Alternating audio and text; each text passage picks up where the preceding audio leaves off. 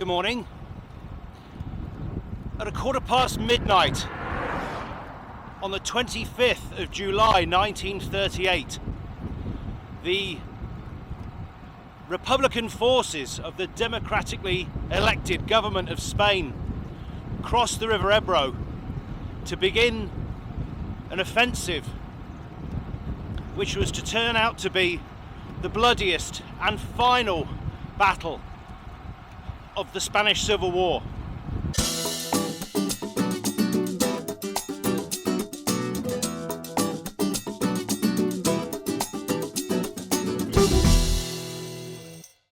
Now, it took place right here, right where I live. And so what we're going to do today is I'm going to take you to some of the key battlegrounds.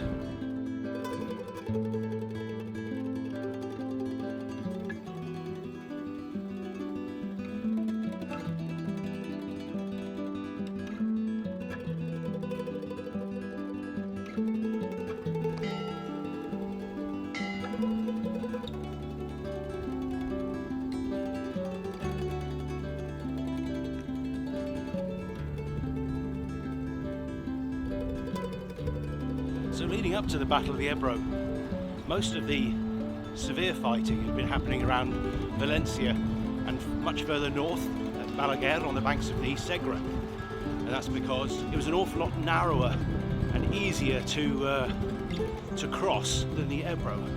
And Franco was looking to cross into Catalonia and finish off the whole war. So he was rather surprised. He was rather surprised to find that he'd been outthought because the Republicans crossed the Ebro along a 100-kilometre front, which just about everyone thought was impossible. A guy who'd gone through with the army cadets with him, a guy called Yakoridesagain. Yakoridesagain was also known as the Butcher of Badajoz.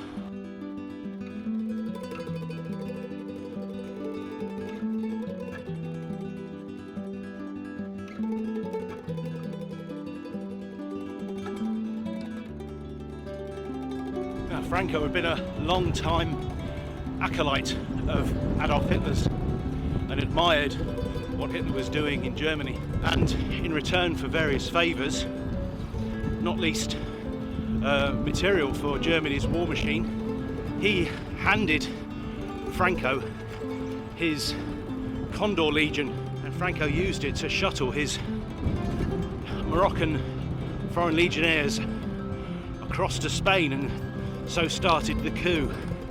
Now, the Republicans had managed to amass 80,000 men on the banks of the Ebro in 4 key points. And once they'd managed to get their first swimmers across to silence the sentries, and then used a flotilla of tiny boats to get the first 900 men across, they managed to suppress any outposts that were along the river. And then the work to build the pontoon bridges started in earnest. Now, each of the yaguts, the boats, the flotation devices used to carry the roadways, had already been built, and they were quickly jostled into position with a road surface laid across the top of them. And before long, the Republicans started shipping their tanks across all the way along the Ebro. Well, it's a whole network of defensive works. And this is one of those machine gun nests with a view which would have been across the Ebro.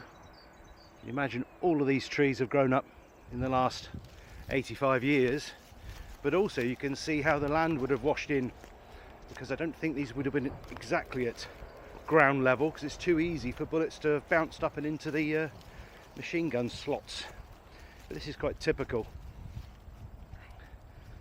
Well, I've just had to pop back and change into something lighter because it's 24 degrees according to my thermometer. We're crossing the Ebro just like the Republicans did, and we're going to take the same road that the guys who crossed at Morra d'Ebre took. Now, I've always found this road really quite dull. It's really quite straight and doesn't really do anything for mile after mile. So to keep myself entertained, I'm going to tell you a tale from the offensive. And it's actually a tale from where we're going next, Los Camposinas. So what happened was, the offensive was so fast, there were units that got stuck behind the lines from the nationalist side. And they were all trying to escape back to Gandesa along the same line as the advance. Now, one of these groups was quite a big group from the 50th Division, and they came across an armoured car and a dispatch rider, and they attacked, and they killed the crew of the armoured car and captured it, dispatch rider and his passenger, to surrender, probably expecting he could get some info out of them. And instead, this passenger, who was actually a liaison officer, and he was an American called Howard Goddard. Howard Goddard, in a very imperious tone, demanded to see the commanding officer of this group.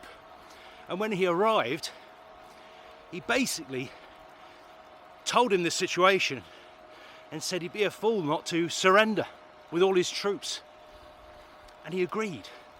And they got about 150 sharpshooters from the 50th Division to surrender to two unarmed guys.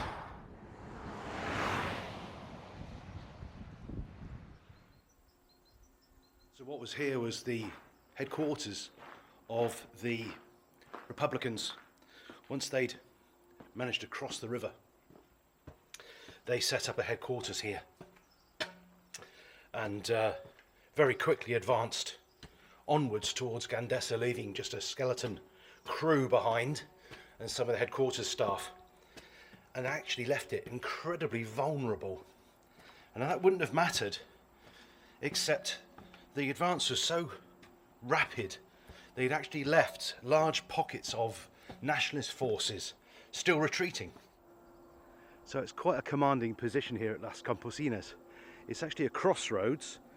You can see the road to Gandesa, which everyone was trying to get on, up ahead of us. To the left, that continues around the corner that way and heads towards Mora d'Ebro. So next up, it's uphill to Corbera d'Ebro.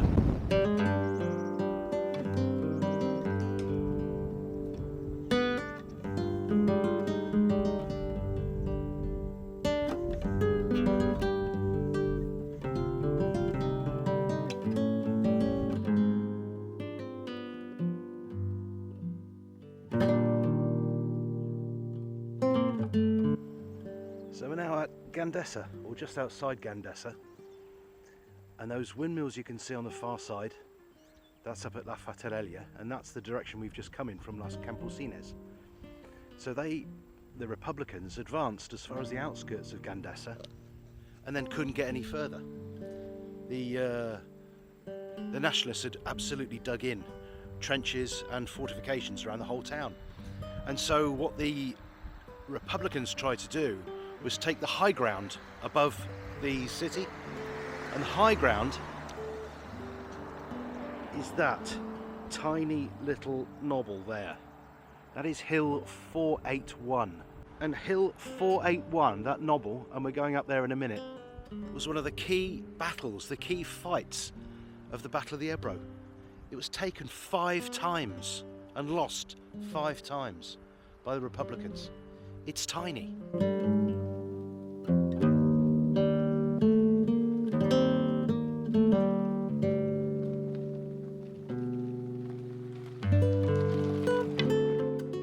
There's no way I'm riding up this. That's the top. Ooh, I've had to hide my bike at the bottom of the hill. Now clambering up, which isn't particularly easy. Oh. Alright, well here it is. This is what they fought over for a few weeks. Oh, flying. Just because it overlooked the town of Gandesa. And this is the valley that they fought their way up. The whole attack stalled here. And eventually, after about 3 months, they retreated back down the same valley. Oh, I'm very sorry. But in the interim, They fought over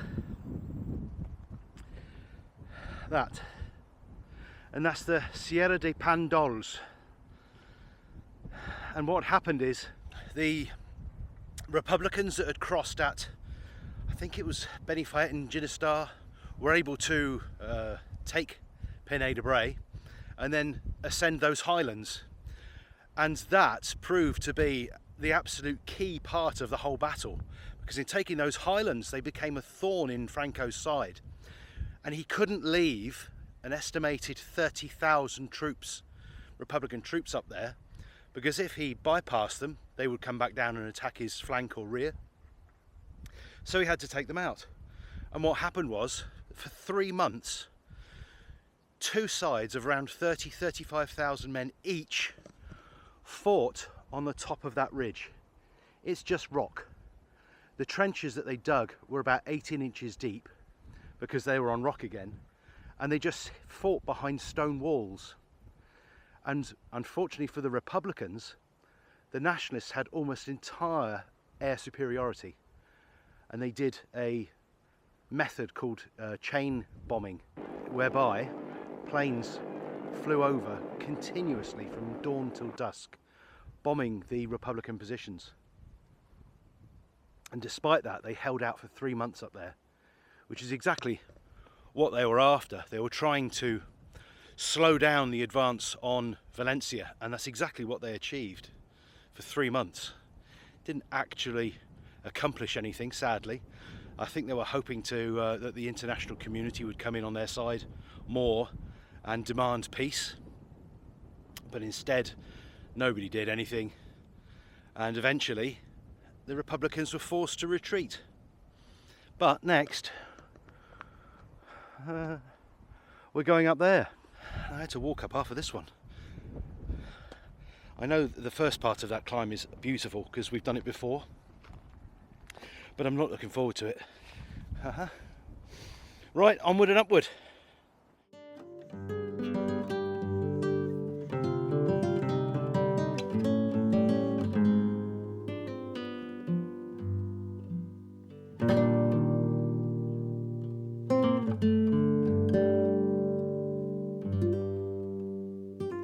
Well, it was inevitable.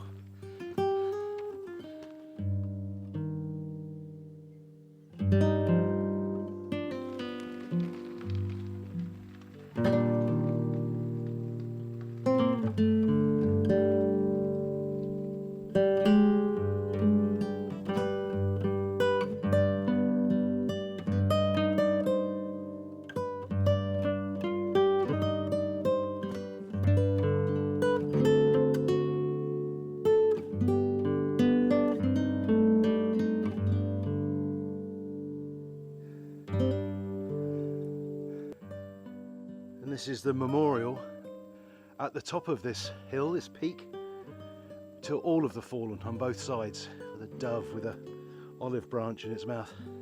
A bit late for that. It is a spectacular spot, nothing short of it. Over in that direction is Orta, where we were almost at last week, but they fought up here. I'll take you just to the very top in a moment, but this view is, oh, it's something else. Directly in front is this Sierra Cardoy White. I used to live in the middle of them. And what's that going to be? That's got to be El Pinet de Bray down the bottom there. I've forgotten how nice it was up here. It looks like an impressive climb, but because I came from the back, I was about 300 metres higher up than down there. So it's more apparent when you look back that way, and that is Corbera. You can just see there, so the angle's not too great. That is where I live now, right in the middle. Moralenoba and Moradebra. So the heat during the battle was absolutely merciless. It topped 40 degrees many days, and because they were so bombarded at all times, the dead had to just be left where they lay. So disease was rife. Trying to get any supplies to either side up here was almost impossible. daily bombardments, hourly, minutely bombardments, and these guys survived.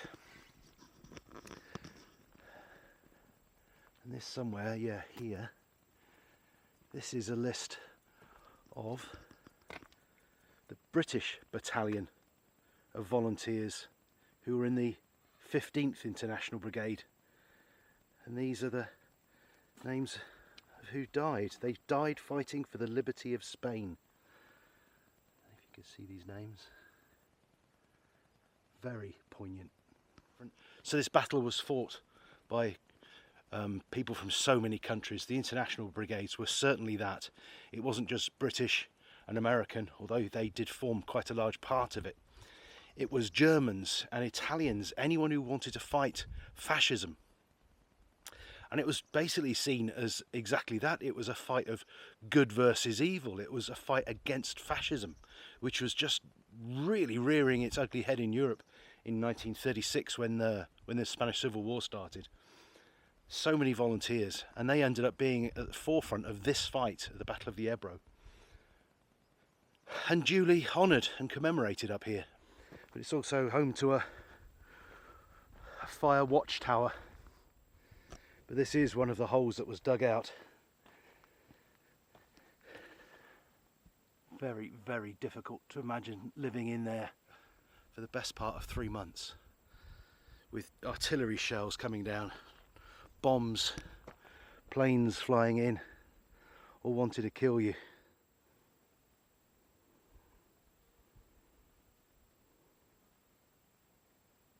So when people are talking about the Battle of the Ebro, though it was fought across a 100-kilometre front, what they're really talking about is the battle for this lump of rock that I'm stood on now.